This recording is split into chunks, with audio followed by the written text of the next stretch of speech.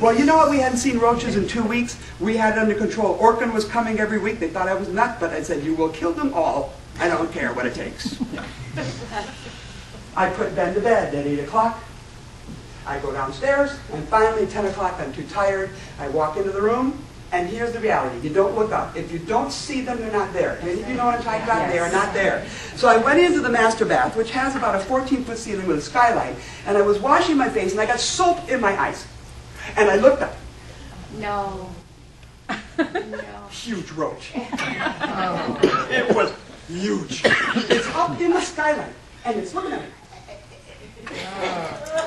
You know, it's like communicating with me. And my breath, like that, and I thought, all right, you're an adult.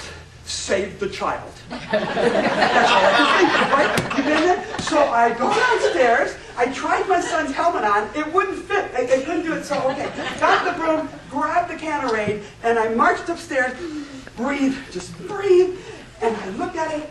It's way up there. So I climbed up on the counter, and then I sprayed it with a Raid. The problem is I didn't get the stream, I got the mist. So it came down in my face, and it literally, I fell off, landed on my back, and the flat of the floor, and the roach goes,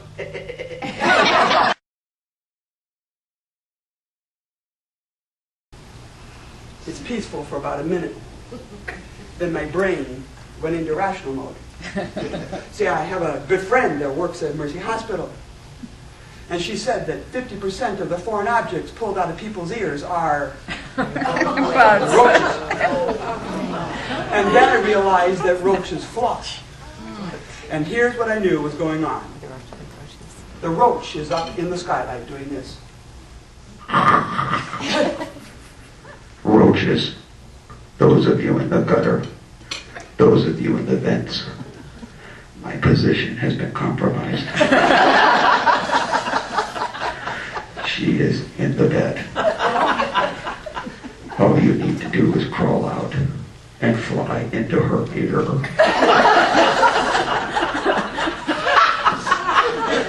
I put the pillow over my head and I didn't sleep a wink that night. I got up and the roach is still there. And I went, why couldn't you just like shrivel away, crawl up the faucet, whatever you do? It's still there. So I went to work and all I could do was think about the bug, think about the bug. I come home, I don't go into my room because you got to give the bug time to go wherever it goes. It's a big mother and it takes time. And so then I put my son back in bed, 8 o'clock, and I finally go into my room at 10 o'clock at night and I looked and it's still there.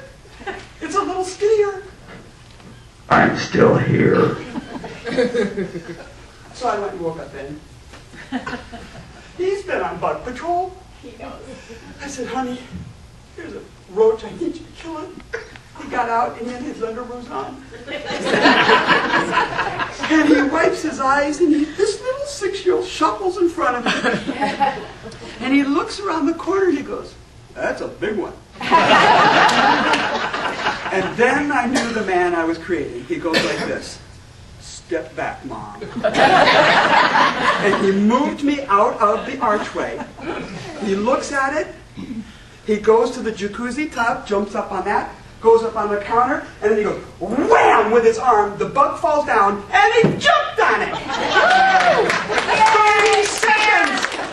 30 seconds. My child took care of the problem because it was simple that I had been killing myself for 48 hours and I realized that this is why we want to eat our young. This child was a problem solver from the word go. In other words, we create such a huge, huge problem that sometimes we don't realize that the solution is simple. So when we talk to our licensees, it's not about trying to persuade someone to buy. It's about building trust. They will buy when they trust you. It's about you when you work with your licensees, that this is the value that I offer, and I'm going to help you build your business. It's the simple concepts that we need to remember.